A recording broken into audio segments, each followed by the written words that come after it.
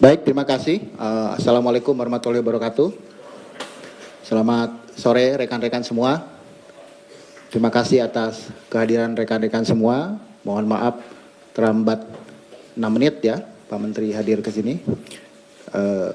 Di sini kita sudah berada bersama Pak Menteri Hukum, Bapak Supratman Andi Aktas, juga Prof. Edi Hirais sebagai Wamen. Juga kita akan memberikan sedikit keterangan tentang beberapa hal yang viral di publik, terutama terkait amnesti. Dan selanjutnya saya persilahkan kepada Pak Menteri untuk memberikan keterangan, tetapi saya mungkin meminta kepada rekan-rekan semua bahwa tidak ada yang dipotong dalam keterangan ini. Jadi ini keterangannya murni, karena penjelasan hukum tentu implikasinya akan panjang, jadi harus full dilihat secara kontekstual. Mungkin demikian, terima kasih. Silahkan Pak Menteri.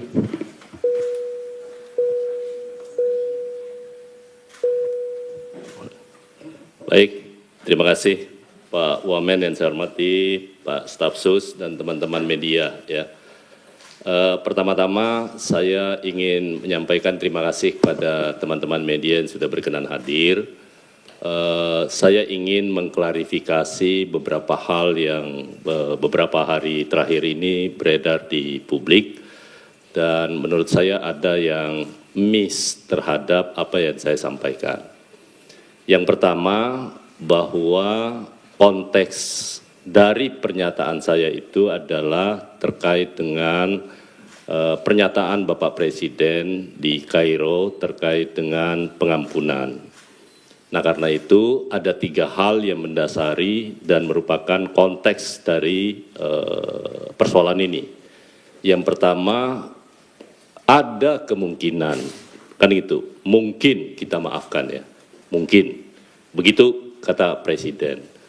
Yang kedua, bahwa di dalam pemberantasan tindak pidana korupsi, sama sekali Presiden tidak akan memberi toleransi.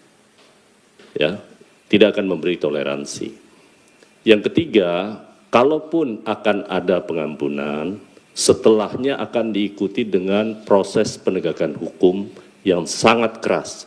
Bahkan beliau mewanti-wanti supaya jangan sampai ada aparat penegak hukum untuk membekengi terhadap satu kasus tertentu. Kan clear pernyataan Presiden seperti itu. Karena itu teman-teman semua, bahwa terhadap konteks itu kan kemudian akhirnya menjadi sebuah berita yang sangat viral. Bahkan ada yang menyatakan kalau Presiden mengampuni koruptor, Presiden bisa dijerat dengan pasal 55 KUH pidana.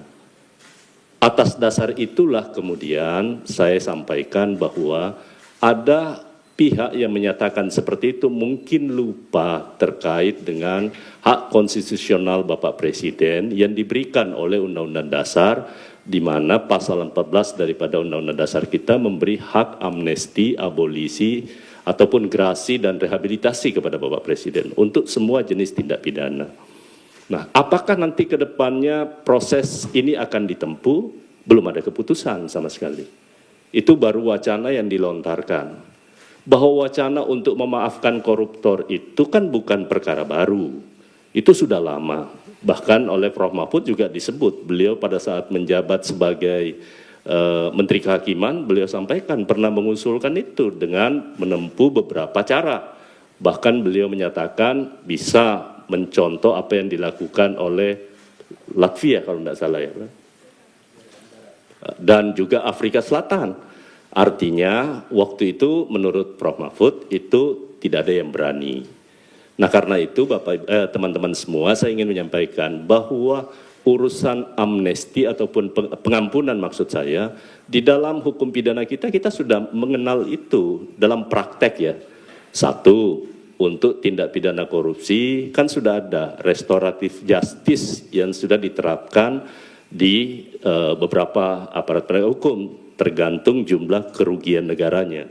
Karena kalau semuanya diterapkan, kalau kerugian negaranya 50 juta, 100 juta, padahal biaya untuk penanganan perkaranya kan jauh lebih besar dibandingkan dengan korupsinya yang yang sedikit, itu satu. Nah, yang kedua yang ingin saya luruskan adalah menyangkut soal denda damai. Yang saya maksudkan itu adalah mengcompare, karena undang-undang tindak pidana korupsi ataupun juga undang-undang kejaksaan khusus kepada tindak pidana ekonomi, dua-duanya itu adalah tindak pidana yang merugikan keuangan negara, merugikan perekonomian negara.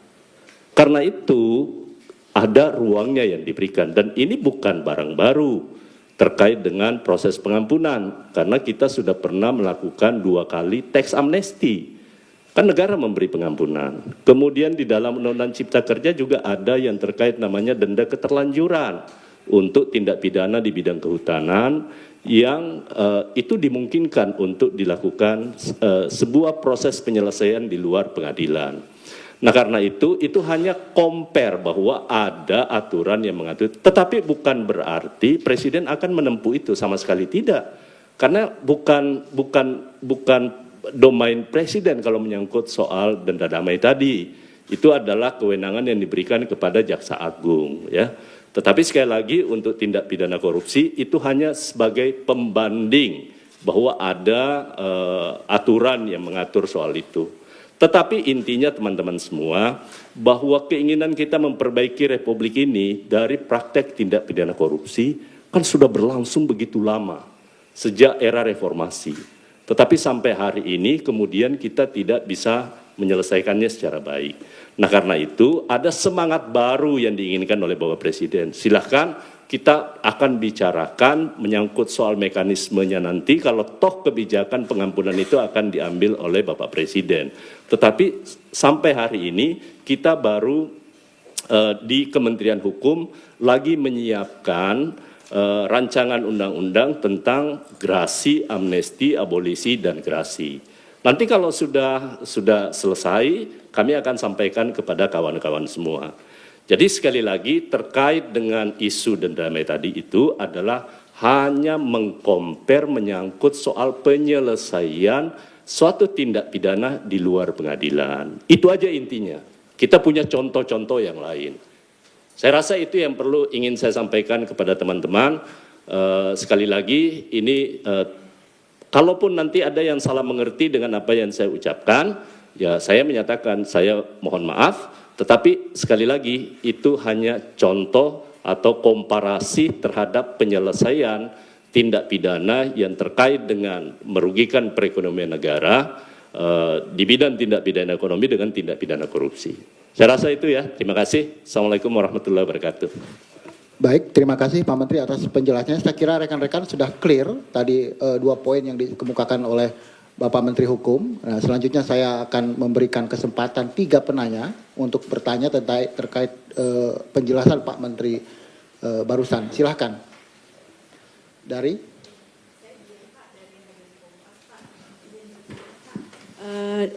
Sebelumnya kan sudah pernah diungkapkan bahwa akan ada 44.000 yang akan mendapatkan grasi, amnesti, dan abolisi gitu. Nah, Prof. Yusril, Menko Hukum itu sudah menyebutkan bahwa kemungkinan ada ribuan gitu koruptor yang bisa mendapatkan amnesti gitu. Nah, sejauh ini dari kajian dari Pak Menkum sendiri, itu boleh dijelaskan Pak datanya ada berapa gitu. Kemudian pertanyaan yang kedua terkait denda damai, ini kan kemarin sudah banyak yang menyebut bahwa tidak pas kalau untuk tindak pidana korupsi itu diterapkan denda damai gitu. Kejaksaan Agung juga sudah menyampaikan itu Pak. Nah, apakah itu tetap akan dilanjutkan atau bagaimana Pak? Terima kasih. Langsung aja. Langsung ya. Pertama menyangkut soal amnesti. Yang 44.000 yang sementara kami siapkan bersama dengan Kementerian IMIPAS. Sama sekali dari 44.000 itu tidak ada satu pun terkait dengan kasus korupsi. Sama sekali nggak ada. Jadi ada 4. 1 menyangkut soal kasus politik yang terhadap teman-teman di Papua yang dianggap makar tetapi bukan gerakan bersenjata. Kedua, terkait dengan orang yang sakit berkelanjutan. Mungkin karena dia mengalami gangguan jiwa ataupun juga karena ada gangguan penyakit yang agak sulit untuk dilakukan penanganan di lapas kita, terutama yang terkena HIV dan HIV/AIDS ya. Yang ketiga adalah menyangkut soal orang-orang yang selama ini ditahan atas dasar pengenaan Undang-Undang ITE menyangkut soal penghinaan kepada kepala negara, ya. Itu yang akan kita beri amnesti. Presiden akan beri amnesti. Yang keempat adalah siapapun yang terlibat di dalam penyalahgunaan narkotika dan psikotropika, tetapi statusnya adalah sebagai pengguna, yang memang seharusnya mereka tidak berada di lapas, tapi harusnya menjadi tanggung jawab negara untuk melakukan rehabilitasi terhadap mereka. Karena mereka itu kita kategorikan sebagai korban. Ya, clear ya, jadi nggak ada di 44.000 itu. Sampai di mana tahapnya? Sementara Kementerian IMIPAS masih terus melakukan asesmen untuk terkait dengan hal itu. Karena itu nanti setelah kami menerima daftar nama yang 44.000 yang masih perkiraan itu, kemudian kami akan buka ke publik, kami akan kirim ke Presiden, Presiden akan nanti menyurat ke DPR untuk meminta pertimbangan. Ya, itu mekanismenya. Nah, terkait dengan denda damai tadi, sekali lagi saya katakan itu hanya mengcompare saja bahwa ada proses penyelesaian terhadap tindak pidana yang merugikan ke perekonomian negara itu boleh diselesaikan di luar pengadilan, ya kan? Kan itu saja masalahnya. Karena itu saya rasa untuk denda damai kita selesai sampai di sini sudah clear bahwa itu diterapkan untuk tindak pidana ekonomi, tetapi tindak pidana ekonomi itu kan intinya juga merugikan perekonomian negara. Ya, kan itu. Jadi supaya jangan disalah tafsirkan. Saya rasa itu ya cukup menjawab. Ya. Baik, satu lagi dari. Selamat sore Pak Menteri, Pak Wamen. Nama saya Santi Pak dari IDNTEMS. Ada 2 pertanyaan Pak Menteri. Yang pertama, berarti sebagai pembantu Presiden, para menteri ini menerjemahkan pidato yang disampaikan oleh Pak Presiden Prabowo di Kairo, Mesir itu di hadapan mahasiswa Indonesia tuh teknisnya nanti akan seperti apa Pak? Karena kan kalimatnya adalah ya kembalikan dong asetnya gitu. Kalau mau mendapat pengampunan. Jadi ini diterjemah karena publik itu kan melihat videonya utuh ya Pak gitu. Jadi mereka menerjemahkan dari potongan dari video tersebut. Kemudian yang kedua kemarin Prof Mahfud juga sempat menyinggung ada cara lain sebenarnya untuk mengembalikan aset yaitu dengan cara mengesahkan undang-undang perampasan aset. Ketika Pak Menteri menjadi ketua Balik itu kan sebenarnya sudah sempat draft dari surat Presiden itu sempat dikirimkan kepada DPR tetapi belum ada pembahasan atau tindak lanjut atau bahkan dimasukkan ke Prolegnas 2025. Apakah di kepemimpinan yang sekarang itu akan ditindaklanjuti Pak Menteri? Itu saja. Terima kasih. Baik, terkait dengan menerjemahkan apa yang disampaikan oleh Presiden, saya rasa tidak ada pertentangan antara satu menteri dengan menteri yang lain di kabinet Bapak Presiden sekarang. Prof Yusril menyampaikan hal yang sama dengan yang saya sampaikan, bahwa kita tidak boleh membenturkan undang-undang dengan undang-undang dasar. Ini kan pengetahuan yang paling dasar, bahwa kita punya hierarki perundang-undangan. Kalau ada orang yang menyatakan bahwa kalau Presiden memberikan pengampunan dalam bentuk amnesti, bertentangan dengan undang-undang, karena kan di Undang-Undang Tindak Pidana Korupsi dinyatakan bahwa mengembalikan keuangan negara itu tidak menghapus pidana. Benar, itu tidak salah. Tetapi jangan lupa bahwa Presiden oleh Undang-Undang Dasar diberi hak untuk bisa memberi grasi dalam bentuk pengurangan masa hukuman. Tetapi kan tidak boleh Presiden serta-merta. Kalau grasi harus minta pertimbangan ke Mahkamah Agung. Yang kedua, Presiden diberi hak untuk memberikan amnesti. Dalam arti kata menghapus kesalahan, menghapus pidananya. Tetapi kan Presiden tidak boleh serta-merta. Presiden sebelum melakukan itu wajib meminta pertimbangan ke Dewan Perwakilan Rakyat Republik Indonesia. Demikian pula halnya abolisi. Abolisi ini kan tidak meneruskan atau menghentikan perkara yang sedang berjalan. Mau tindak pidana apapun kita tidak dibatasi oleh Undang-Undang Dasar. Presiden diberi hak untuk itu. Tetapi apakah Presiden akan menjalankan? Kita tunggu nanti Presiden seperti apa kebijakannya. Tapi apa boleh? Boleh. Yang saya ingin tanggapi, jangan membenturkan seolah-olah kalau Presiden mengambil langkah itu kemudian dia dianggap turut serta menggunakan pasal 55 KUH pidana. Itu yang sebenarnya konteksnya yang ingin saya mau sampaikan kepada teman-teman. Dari sisi hierarki udah jelas, Undang-Undang Dasar memberi kewenangan kepada Presiden untuk melakukan 4 hal tadi, ya, tanpa mengurangi ketentuan perundang-undangan yang berada di bawahnya. Nah, yang untuk pertanyaan terakhir tadi menyangkut soal apa yang akan Presiden lakukan. Presiden kan sudah sangat jelas bahwa setelah selesai kalau beliau mengambil, kan belum, ya kan? Satu, beliau akan melaksanakan penerapan hukum yang maksimal. Akan menindak aparat penegak hukum yang membekengi semua usaha yang merintangi penegakan hukum di bidang tindak pidana korupsi. Kan clear pernyataan Presiden, nggak ada yang perlu kita perdebatkan. Langkah-langkah berikut adalah menyangkut soal regulasi. Tadi saya sudah minta kepada Pak Wamen untuk mengawal pembentukan penyempurnaan Undang-Undang tentang Grasi, Amnesti, Abolisi, dan Rehabilitasi. Lagi disusun oleh Dirjen PP. Ini dikawal oleh Pak Wamen. Yang kedua, regulasi yang lain. Baik itu menyangkut soal, jangan lupa, undang-undang itu kan produk politik. Bukan hanya Presiden, tetapi juga parlemen. Karena itu dari awal saya katakan, apakah pemerintah akan mengajukan undang-undang perampasan aset, pembatasan transaksi uang kartal, ataupun yang lain. Kan sudah jelas di dalam prolegnas jangka panjang kita.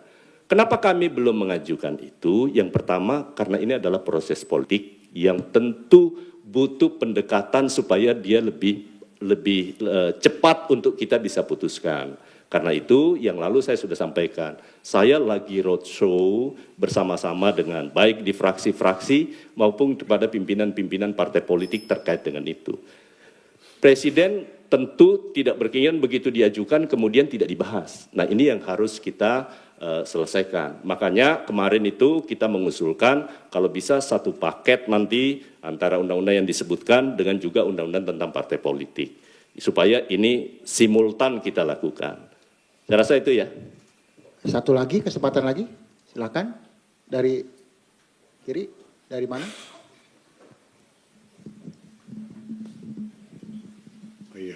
Selamat sore Pak Menteri. Sebelumnya perkenalkan saya Edwin dari Kompas TV. Terima kasih sebelumnya Pak, mau bertanya terkait dengan pernyataan sebelumnya juga. Mungkin ini memastikan, berarti kalau kita minta penegasan seperti itu Pak, berarti kurang lebih memang lebih kepada kesalahan perkataan atau bukan. Dan untuk yang kedua mungkin keluar sedikit Pak dari konteks pada hari ini terkait dengan surat edaran Mensesnek terkait dengan izin dinas luar negeri. Mungkin seperti apa? Terima kasih banyak Bapak. Pertama, itu yang saya maksudkan tadi, ini kesalahan konteks ya. Tapi sekali lagi yang saya katakan soal denda damai itu ada aturannya.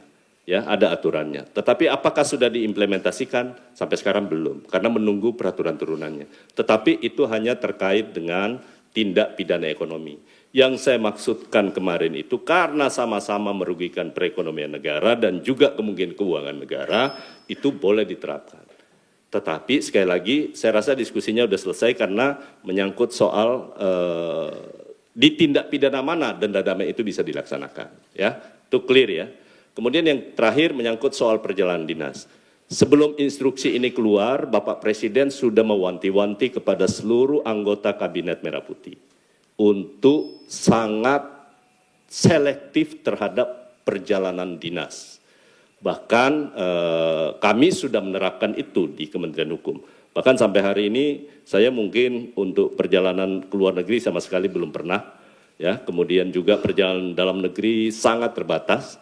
Saya bahkan kami di Kementerian Hukum mengembangkan sebuah sistem supaya bisa menggunakan rapat by Zoom ya untuk saling berkoordinasi dan saya rasa itu akan lebih efektif. Dan implementasi ke depannya juga saya sudah minta bersama-sama dengan Pak Wamen dan Pak Sekjen untuk menyampaikan sosialisasi ini kepada seluruh teman-teman di Kekanwil untuk tidak sering-sering ke Jakarta. Kalau ada rapat koordinasi yang akan kita lakukan via Zoom, ya. Nah, karena itu apa yang dilakukan oleh Bapak Presiden itu kan mengindikasikan bahwa niat beliau untuk melihat pemanfaatan dari APBN itu benar-benar bisa dilakukan sesuai dengan yang kita butuhkan. Dan jangan lupa, di Kementerian Hukum, teman-teman semua saat ini, apa yang kami lakukan untuk mengikuti perintah Bapak Presiden dalam rangka penggunaan anggaran seefisien mungkin dan bisa lebih memberikan pelayanan kepada masyarakat dan itu lebih baik. Sekali lagi saya sampaikan, transformasi digital yang kami kembangkan nanti itu memungkinkan seluruh layanan di Kementerian Hukum itu bisa diakses lewat digital, ya kan? Kalau ini kita bisa lakukan, maka semua layanan tadi itu pasti akan memberi kepuasan dan mencegah tatap muka antara orang yang meminta layanan dan pemberi layanan. Itu bagian dari ikhtiar Kementerian Hukum untuk memperbaiki tata kelola pemerintahan. Itu bagian dari upaya yang kami lakukan mengikuti amanat Bapak Presiden kepada di Kementerian Hukum untuk menciptakan sistem yang akuntabel, transparan. Inilah yang kami kembangkan saat ini. Dan karena itu, mulai dari sekarang proses seleksi penerimaan pegawai negeri sipil yang merupakan cikal bakal dari lahirnya birokrat-birokrat yang bersih, kami lakukan sekarang. Kami awasi, memastikan tidak boleh ada transaksi sekecil apapun dalam proses penerimaan di pegawai negeri sipil. Yang kedua, berikutnya kami lakukan merit system, sehingga pengelolaan jabatan-jabatan struktural maupun fungsional yang ada di Kementerian Hukum itu berbasis pada kemampuan dan minat dari teman-teman yang berusaha untuk mendapatkan jabatan yang memang bisa diraih, ya. Dengan merit system saya yakin dan percaya proses jenjang karir itu akan berjalan sedemikian bagus, dan ini semua muaranya seperti yang Presiden sampaikan bahwa ini akan meminimalisir upaya-upaya orang yang punya niat dalam rangka melakukan tindakan-tindakan yang tidak. Kalau ini sudah berhasil, transformasi digital kami bisa lakukan, saya yakin dan percaya Kementerian Hukum bisa menjadi kementerian yang akuntabel, transparan, dan akhirnya bisa mendapatkan kepercayaan dari masyarakat. Saya rasa itu ya. Baik, saya kira sudah cukup dan clear keterangan dari Pak Menteri. Dari 3 penanya juga sudah mewakili semuanya. Terima kasih rekan-rekan. Satu yang kami pesankan bahwa